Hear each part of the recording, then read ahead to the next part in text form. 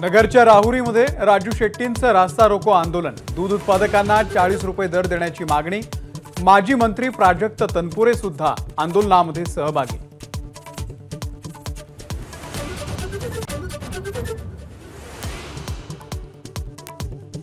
लासलगाव बाजार समितीमधील कांदा व्यापाऱ्याची केंद्रीय पथकाकडून पाहणी।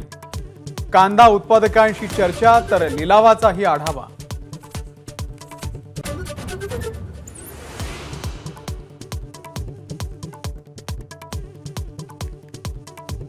हिंदूंना दहशतवादी म्हणणारे राहुल गांधी स्वतःच दहशतवादी। रामदास आठवले यांचा हल्लाबोल। राहुल गांधींनी हिंदूंमध्ये फूट पाडण्याचं काम केल्याचाही केला आरोप।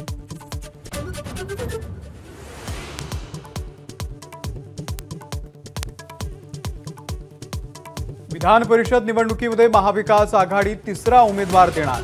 मिलिंद नार्वेकर विधान परिषद उमेदवारी अर्ज भरणार।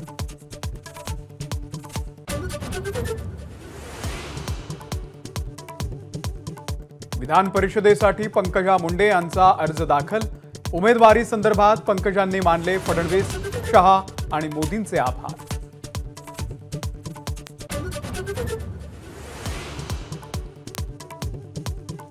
विधान परिषदेमधील राड्यानंतर आज प्रसाद लाड यांच्यासह सत्ताधाऱ्यांच्या विधान भवनाच्या पायऱ्यांवरती घोषणा। भाजपनं नियम आणि कायदे शिकवू नये, दानवेंचं प्रत्युत्तर।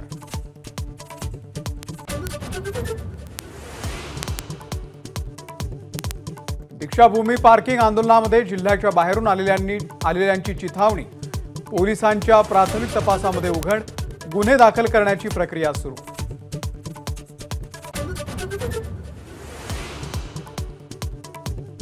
मुख्यमंत्री लाडकी बहीण योजनेसाठी आजपासून ऑफलाईन अर्ज स्वीकारण्यास सुरुवात। आवश्यक कागदपत्रांसाठी बहिणींची धावाधाव।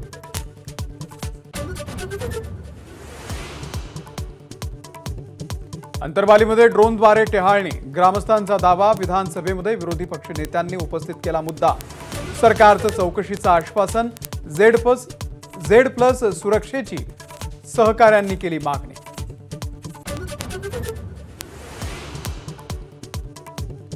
राज्यातल्या 13 साखर कारखान्यांना केंद्र सरकारकडून 1898 कोटींचं मार्जिन लोन मंजूर।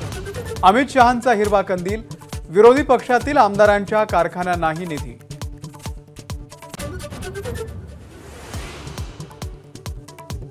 राष्ट्रपतींच्या अभिभाषणावरती लोकसभेमध्ये आज पंतप्रधान नरेंद्र मोदींचं उत्तर। राहुल गांधींच्या आक्रमक भाषणाला मोदी काय प्रत्युत्तर देणार याची उत्सुकता।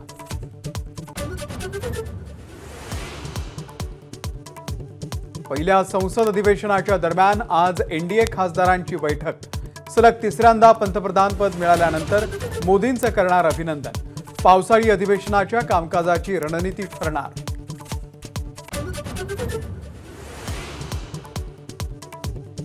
संत ज्ञानेश्वर महाराजांची पालखी आज सासवडमध्ये मुक्कामी। सासवडमध्ये जाण्यापूर्वी दिवेघाटाचा अवघड टप्पा वारकऱ्यांना करावा लागणार पार। एबीपी माझा, उघडा डोळे बघा नीट।